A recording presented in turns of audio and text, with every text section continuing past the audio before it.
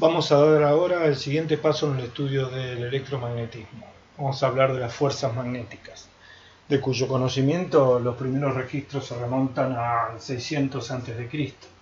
En ellos se describe la capacidad de ciertas rocas naturales llamadas magnetitas de atraer o repeler otras rocas similares y también trozos de hierro. El nombre magnetita parece provenir de una ciudad en Grecia llamada Magnesia, o bien de otra ciudad llamada Magnesia de Meandro, creado por colonos de Magnesia en las costas de hoy Turquía frente a Grecia. Pero también hay un relato que señala a un caminante de nombre Magnes que notó que ciertos trozos de roca se le adherían a los clavos de sus zapatos. De cualquier manera que sea, allí estaban estas rocas con la capacidad de atraer o repeler otras rocas similares. En el siglo XII los chinos ya usaban la brújula construida, como ustedes saben, una aguja capaz de oscilar alrededor de un punto fijo, hecha con este material y que es capaz de tomar una dirección constante. En el 1600 ya hay descripciones más precisas de este fenómeno en Europa, en las que se señala la existencia de ciertas zonas en estos objetos con esta propiedad, estos objetos de magnetita con esta propiedad, ciertas zonas, en las que esa fuerza se concentra, como una zona de atracción o de repulsión de otras zonas similares de otros objetos. A estas zonas se las llama polo, y también se describe el funcionamiento de la Tierra como un gran imán. Así se llamaban estos objetos hechos de magnetita, imanes. La Tierra entonces era un gran imán y además con un polo ubicado en Groenlandia. Pero el magnetismo quedó vinculado exclusivamente a estos fenómenos y completamente independiente de la electricidad hasta 1820, año en el que un profesor de una universidad en Dinamarca, llamado Ørsted, notó, preparando ejercicios o demostraciones de laboratorio para su cátedra de electricidad, magnetismo y corrientes galvánicas, que así se llamaba porque eran tres fenómenos no vinculados hasta ahí. Las corrientes galvánicas eran las que producían las pilas de Volta, que no tenían más de 20 años de haber sido inventadas. Y preparando estas demostraciones en las que no podía faltar una brújula, observó que cada vez que establecía las corrientes galvánicas en su circuito, la aguja de la brújula se desviaba. Él no pudo hacer otra cosa que reportar estos resultados sin una interpretación, porque en ese momento no se sabía tampoco cuál era la naturaleza de las corrientes galvánicas. Bueno, después vienen Ampère, Faraday, y en los próximos 50 años, de 1820 a 1870, se hacen todos los desarrollos que terminan en las leyes del electromagnetismo de Maxwell, que es lo que apuntamos a terminar de establecer en nuestro curso. Nosotros vamos a comenzar el estudio del magnetismo en un contexto en el que podamos desacoplar las fuerzas de origen magnético de las fuerzas de origen eléctrico, pero sabiendo que las fuerzas magnéticas son fuerzas que actúan sobre corrientes eléctricas y sabiendo también, como ya sabemos, que las corrientes eléctricas son producidas por cargas en movimiento. Y vamos a describir las fuerzas magnéticas definiendo un campo vectorial, el campo de inducción magnética, de forma análoga a la que utilizamos para definir el campo eléctrico, es decir, definir una magnitud vectorial asociada a un punto del espacio como una propiedad de este, de hacer que sobre cierto tipo de sistemas materiales en ciertos contextos aparezcan en ese punto fuerzas.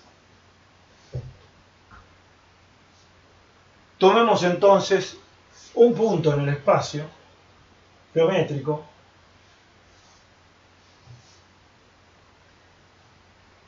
y asumamos que en este punto no hay campo eléctrico. ¿Cómo lo verificamos? Por la definición de campo eléctrico. Ubicamos una carga en reposo en ese punto y no aparece sobre ella una fuerza. Esto no es una condición necesaria, por supuesto, para la aparición de fuerzas magnéticas, pero sí es una condición posible que nosotros elegimos para hacer más fácil nuestro análisis, a no tener que desacoplar fuerzas magnéticas de fuerzas eléctricas. Entonces, una carga en reposo en ese punto no recibe ninguna fuerza. Sin embargo, si hacemos pasar por este punto una carga Q con una velocidad v de cierta intensidad, dirección y sentido, vemos que aparece sobre esta carga una fuerza. Fuerza que tiene las siguientes características. Es siempre perpendicular a la velocidad. Para una dada dirección de la velocidad, la fuerza resulta ser proporcional a el módulo de la velocidad y a la intensidad de la carga eléctrica. O sea, decrece cuando decrece el módulo de la velocidad y decrece cuando decrece la intensidad de la carga eléctrica de manera proporcional. Si la carga eléctrica cambia de signo, la fuerza mantiene su dirección pero cambia de sentido. Y lo mismo ocurre si la velocidad mantiene la dirección y cambia de sentido. Si cambian simultáneamente de signo la carga y de sentido la velocidad, la fuerza mantiene su sentido. Hay una única dirección preferencial para el punto P, para la cual la fuerza se anula, cualquiera sea la intensidad de la carga y el módulo de la velocidad. Y también cualquiera sea el signo de la carga y el sentido de la velocidad. Y hay una familia de direcciones para la cual la fuerza es máxima a igualdad de la intensidad de carga y a igualdad del módulo de la velocidad. Esa familia de direcciones para la cual la fuerza es máxima se ubica en un plano perpendicular a la dirección preferencial para la cual la fuerza es nula. ¿Cómo describir con una magnitud vectorial un fenómeno de estas características? Bien, parece natural que habiendo una única dirección preferencial para la cual la fuerza es nula, si vamos a definir una magnitud vectorial, esa magnitud debería tener esa dirección. Pero no solo eso ocurre. Si nosotros escribimos esta relación,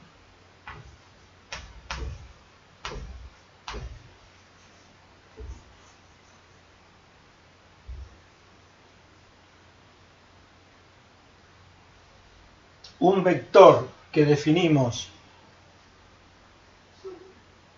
inducción magnética B definido en el punto P en la dirección para la cual la fuerza se anula, satisface todas las características de esta experiencia hipotética que describí. Fíjense, si la velocidad tiene la dirección del campo de inducción magnética B que acabamos de definir, la fuerza se anula, porque siendo este un producto vectorial del vector B y del vector B, inducción magnética,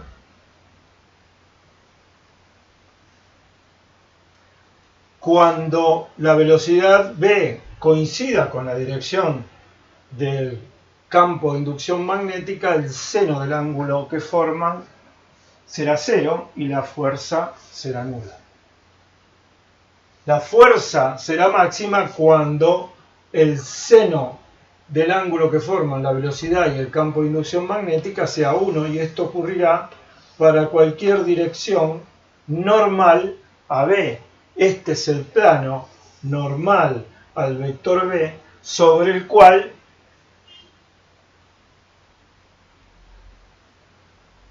el módulo de la fuerza será máximo. Finalmente, la primera descripción que hicimos de la fuerza, y es que es siempre perpendicular a la velocidad. Sabemos que en el producto vectorial, el vector resultante del producto vectorial de otros dos vectores está en el plano normal formado por los dos primeros. Si estos dos vectores están en el plano del pizarrón, la fuerza será siempre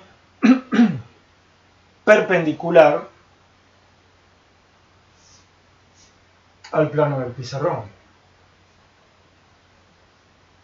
Si hacemos rotar la velocidad alrededor de B, el vector que define la fuerza en P giraría de manera de mantenerse perpendicular al plano que forman la velocidad y el campo de inducción magnética. Y el módulo máximo de la fuerza se encontraría siempre que el vector velocidad estuviera ubicado sobre el plano perpendicular al vector campo de inducción magnética que acabamos de definir,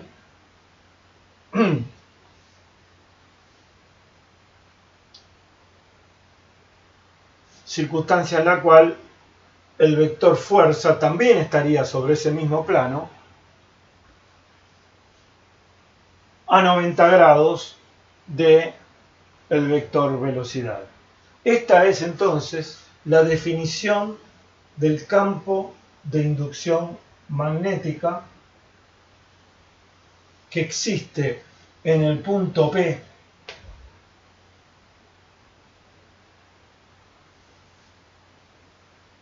todavía no sabemos cuál puede ser el origen de B. Podríamos imaginarnos por ahora que hay un trozo de magnetita en las inmediaciones, porque sabemos que el origen del magnetismo se remonta a la propiedad que tienen estas piedras, estas rocas, que, no lo dije, es un óxido de hierro, tiene 70% de hierro. El magnetismo está íntimamente vinculado al hierro. También el magnetismo terrestre. Bien, veamos algunas características de la fuerza de origen magnético. Fíjense que si esto es Newton, la fuerza, es Coulomb, metro, segundo, y esto por las unidades de B. De manera que las unidades de B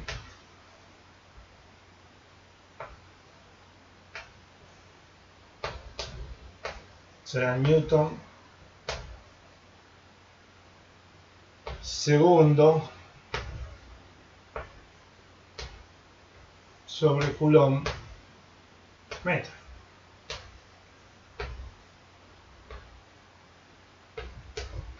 Esta unidad tiene nombre propio, Tesla.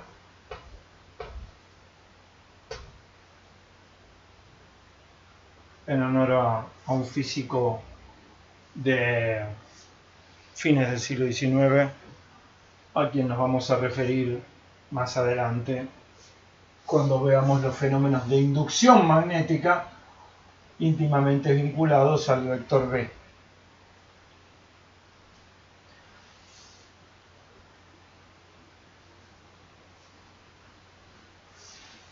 Veamos qué efecto tiene un campo magnético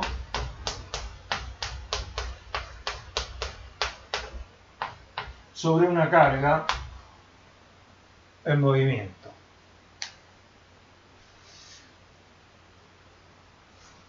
Supongamos que una carga Q incide con velocidad v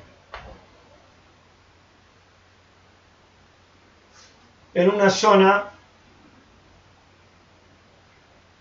del espacio afectada por un campo de inducción magnética B que asumimos normal al pizarrón y entrante.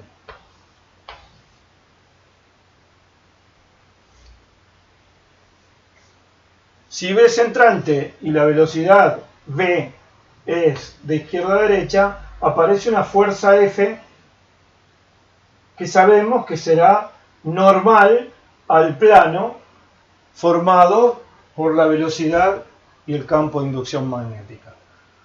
¿Cómo se define el sentido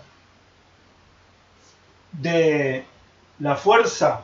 Bien, en esta expresión F, Q por B y B, el campo de inducción magnética, forman una terna derecha. De manera que si establecemos este orden de prelación entre los tres vectores, F, Q por B y B, en el orden en el que aparecen en la ecuación, F, Q por B y B, y haciendo la siguiente salvedad, este vector Q por B tiene el sentido de B si Q es positivo, tiene el sentido contrario a B si Q es negativo. Estos tres vectores forman una terna derecha, de manera que si establezco sobre los tres dedos de la mano derecha el orden de prelación pulgar, índice, anular, girando del pulgar al índice avanzo en el sentido del anular, girando del índice al anular en el sentido del pulgar y girando del anular al pulgar en el sentido del índice. Si dibujamos aquí una terna derecha, si esto es F y esto es Q por B, el tercer eje es B, el campo de inducción magnética, y si usamos la regla de la mano derecha, tiene que ser un vector saliente. Puesto en perspectiva sería así. F, Q por B y B. De manera que vamos de F a Q por B y avanzamos en el sentido del campo de inducción magnética. Vamos de Q por B a B y avanzamos en el sentido de F. Y vamos de B a F y avanzamos en el sentido de Q por B.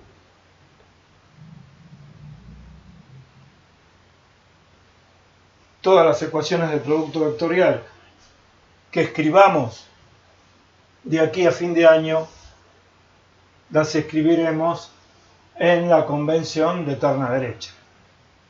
Con esta convención, entonces, si una carga positiva entra con velocidad v en esta zona a la izquierda de esta vertical, en la que está establecido un campo de inducción magnética B, la fuerza que aparecerá será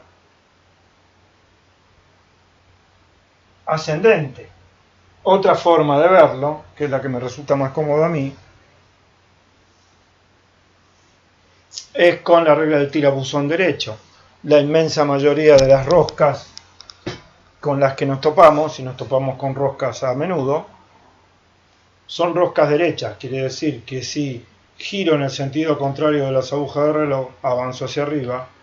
Si enrosco, cierra, baja. Lo mismo ocurre con las canillas de agua y lo mismo ocurre con la inmensa mayoría de las roscas, salvo en algunas aplicaciones especiales de ingeniería en las que una rosca derecha significaría que algo que está girando se desenrosque. Por ejemplo, uno de los dos pedales de una bicicleta tiene roscas izquierdas para que al utilizar la bicicleta hacia adelante el pedal no se desenrosque.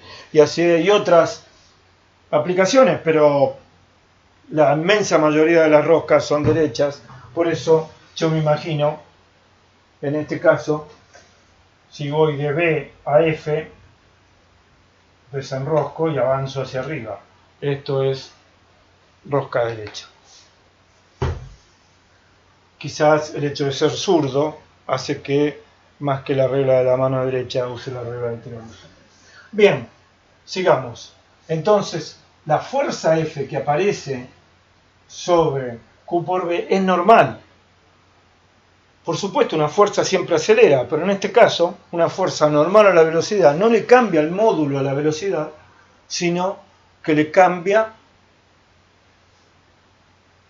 la dirección a la velocidad. De manera que luego de entrar, la velocidad se inclinará hacia arriba. Si un cierto tiempo después, y asumiendo que el módulo de la velocidad no cambió, la velocidad tiene esta dirección, la fuerza seguirá siendo normal a la velocidad y al campo de inducción magnética, entonces tendrá esta dirección. No es difícil llegar a la conclusión de que el movimiento que obtendremos será un movimiento circular con la fuerza magnética apuntando hacia el centro de la circunferencia que describa la carga.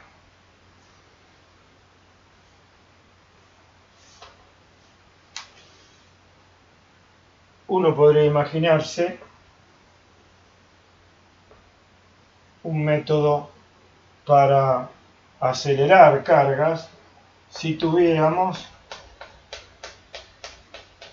dos zonas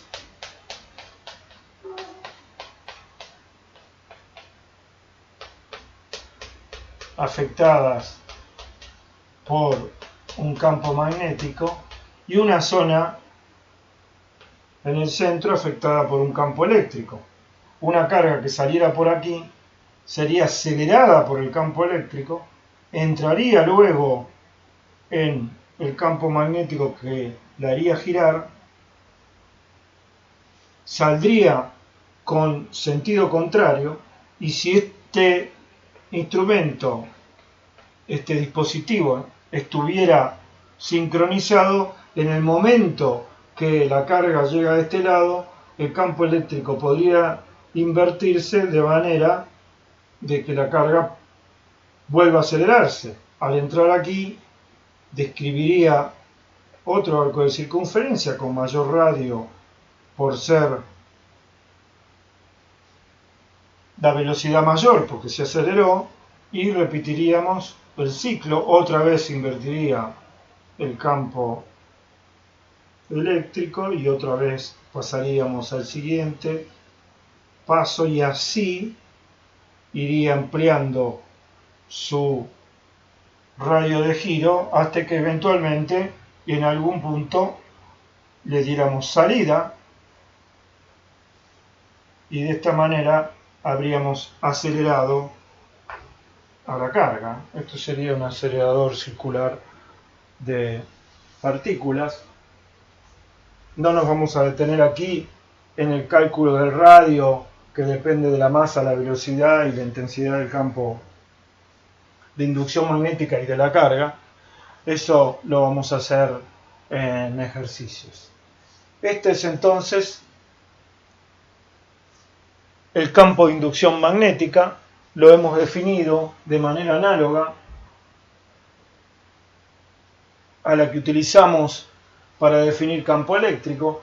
Es una propiedad de un punto del espacio en el que en ciertas condiciones aparecen fuerzas sobre cargas eléctricas, esta vez sobre cargas eléctricas en movimiento. La relación es ciertamente más compleja que la relación entre la fuerza eléctrica y la carga eléctrica. En los bloques que siguen vamos a ver primero fuerzas sobre corrientes eléctricas, que son cargas eléctricas en movimiento, y luego vamos a ver fuerzas sobre circuitos, sobre el dispositivo básico de aprovechamiento de las fuerzas de origen magnético, que es la espira de corriente.